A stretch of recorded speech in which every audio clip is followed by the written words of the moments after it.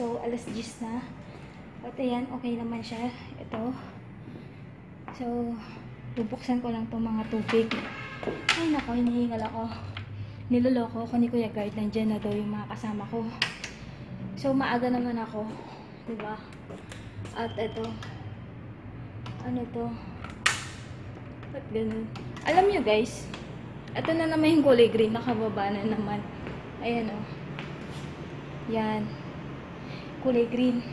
Last time, ginamit namin kulay white.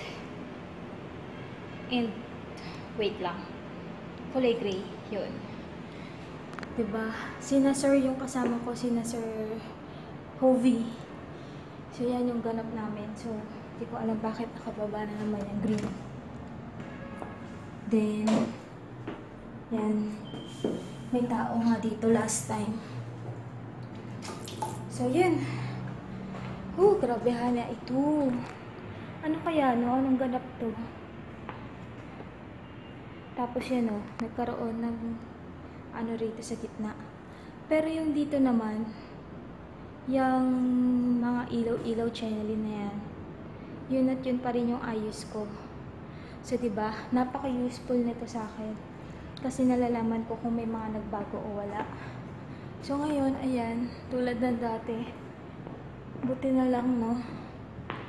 Baka siguro dumating dito yung GMA. Baka na. So, yun guys, later na lang. At hindi ko rin alam kung makakapag-behind the scene ako. Kasi, mukhang dire-diretso yung ganap namin. Oh.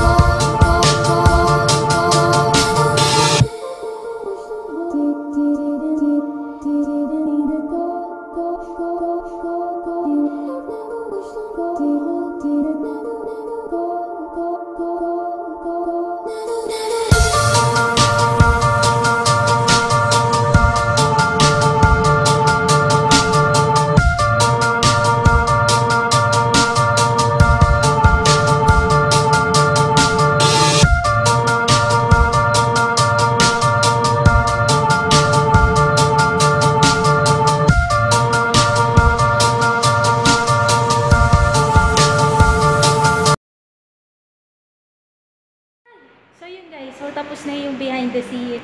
And eto, ako yung last na nag-shoot dyan. Ako yung nag-shoot dun sa manager ko kasi tinuruan niya akong mag-shoot ng whole body. So kasi sina sir, ang tinuturo sa akin, portrait. So yan. Sana no, sa kasal ng kaibigan ko, magawa ko siya ng tama. And hindi ako pumalya. So yan, at ano pa bang gagawin? Patay na yung aircon dito, yan. Ito, patayin ko na to. Mahirap to eh. Yan, patay na. So, yung electric fan, patay na rin. Lahat dito patay na. So, ang gagawin ko na lang, nilinisin ko. Tapos yung GMA last, nung Monday, biglaan yun siguro. Siya yung pumunta rito. Tsaka, yun. And, oh my gosh. Ito talaga, pinaka-usi ako may pagdating dito sa CR. Iyan. So, sa mga dati nang nanonood, kasama siya talaga sa buhay ko. And itong ilaw, patayin ko na. And amoy downy na yung banyo, as is. So, yun. Ang daming pizza in order. So, marami rin silang nauwi. Itong mga to, mga wala nang laman. And, yun. Ganun yung mga ganap ko kadalasan. So, mukha lang talaga kung walang ginagawa pag ganitong part. Kasi nakatayo lang ako, chine-check ko sila. And, sa pag-check ko ng mga ginagawa nila, doon ko natututunan din yung mga ibang taktika ng pagsushoot ng mga potog. So, ngayon, ang potog, si manager. Kaya, yan. Wait lang, may kumakatok. Ayan. So, meron siyang nakalimutan. Yung food. Yun nga yung pizza. Speaking of pizza, kasi maraming ang pizza na nabili. So, ayan. Ito yung ganap ko. Ulitin ko na lang. Hindi ko na ipi-play yung mga sinabi ko kanina. Ulitin ko na lang. So, ito yung mga ganap ko. Kadalasan yung nakikita after ng shoot. Lilinisin ko to kasi ako na nga lang yung may iwan. And si manager, sure yun, na baka doon yun pumunta kay Selena Gomez. Kasi nga, ngayon, nandito si Selena Gomez sa Pinas, diba? So, dapat kasi alas 5 nandun na siya. So, 4:30 na. Ayun. So, kaya umalis na siya. And ako na lang naiwan. Pero if ever na sabay kami, hanggang doon ako sa welcome ihahatid. And yun, ano na ako, madali na yung way ko pa uwi. Taso, may mga, ano pa siya, may mga pupuntahan pa, kaya hindi na natuloy. Ako naiwan. So, yan yung mga ganap. And, bawat photographer na nakakasama ko, mukha lang nga talaga as in akong walang ginagawa. Pero, kapag ka natatapos sila, ako naman yung tinuturuan nila mag-shoot as in. Kasi, kasama yun sa mga doon sa mga tao na as in na kusa na gusto ka nilang turuan, ganyan. Kasi if ever na magpapaturo ka, gusto mong matuto, ang mahal ng bayad nito, guys.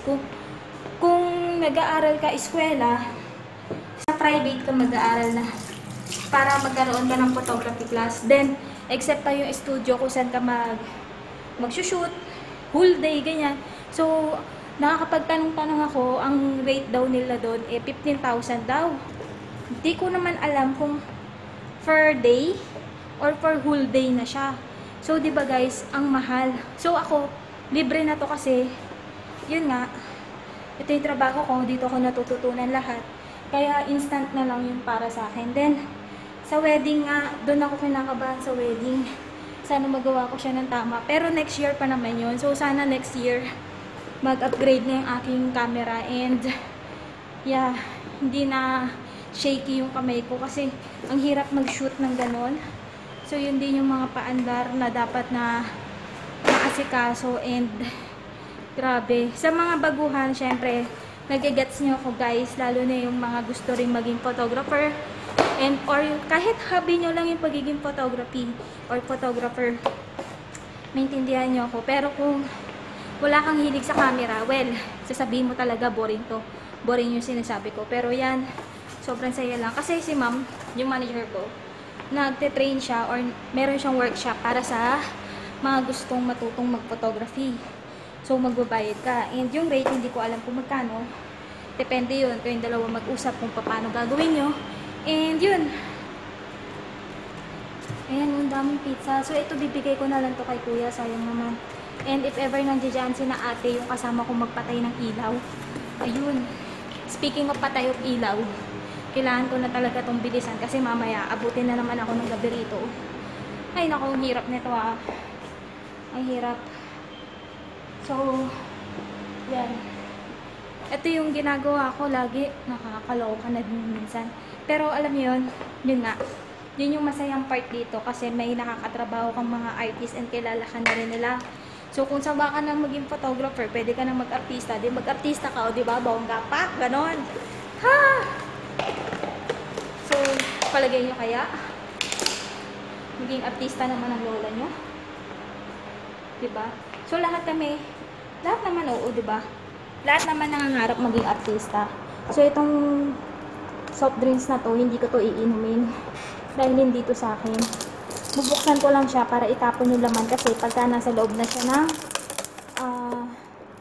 ng trash bag or trash, tama, garbage bag, o diba, maano to, makalat.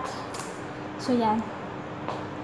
So guys, mamaya na lang ha pagka magko-close na ako. Ayan, so nakalimutan ko mag-OOTD itong aking suot and yung shoes, wait lang, yan.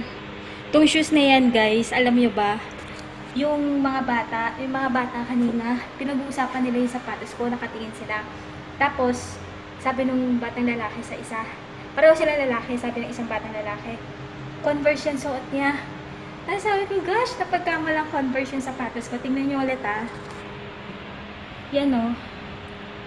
Wait, hawak ako. Yan. Oh. Yung itsura niya guys, di ba parang nga talaga siyang Converse, pero hindi.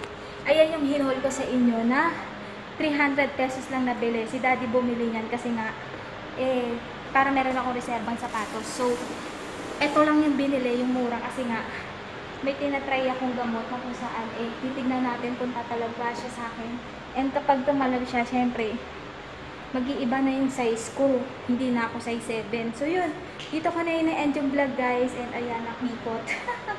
So, yun. Dito ko na ina-end yung vlog. And sorry, wala akong behind the scene. Nag-continuous kami kasi nga, may pupuntahan si manager, dapat continuous yung flow. Yun yung mga kadalasang ganap sa amin, continuous. So yun, sana nag-enjoy kayo guys. So, kahit na ako lang yung madaldal ngayon sa harap nyo. So yun, and bukas, hindi ko alam kung anong ganap, pero, ewan ko, baka mag-film lang ako ng mga tinag niya sa akin. So, bye!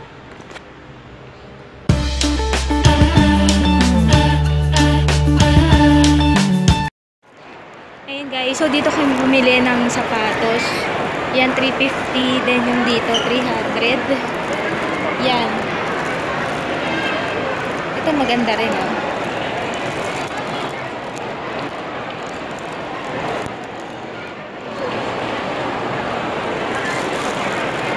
Tapos ito yung sa akin. Ayan, 300 ladies shoes. Gusto kong bumili ng isa pa. Kaso kulay black.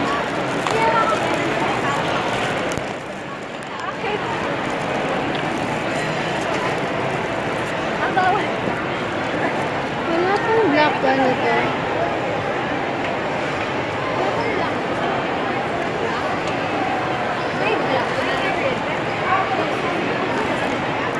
Ganyan, tingnan mo. May size 7 ka dito ba?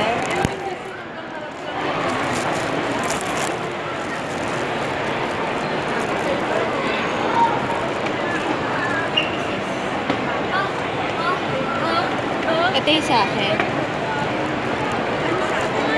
Ayan. Size 9. Ako size 7. So yun guys, maraming maganda. Sale sila.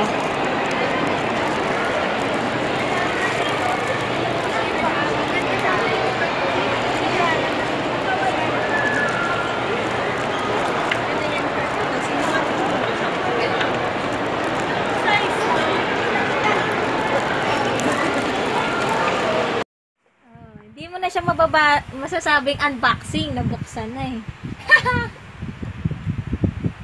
Ano yun? Ito, anong gamit? Ito nasa gilid. Bigay ni kuya.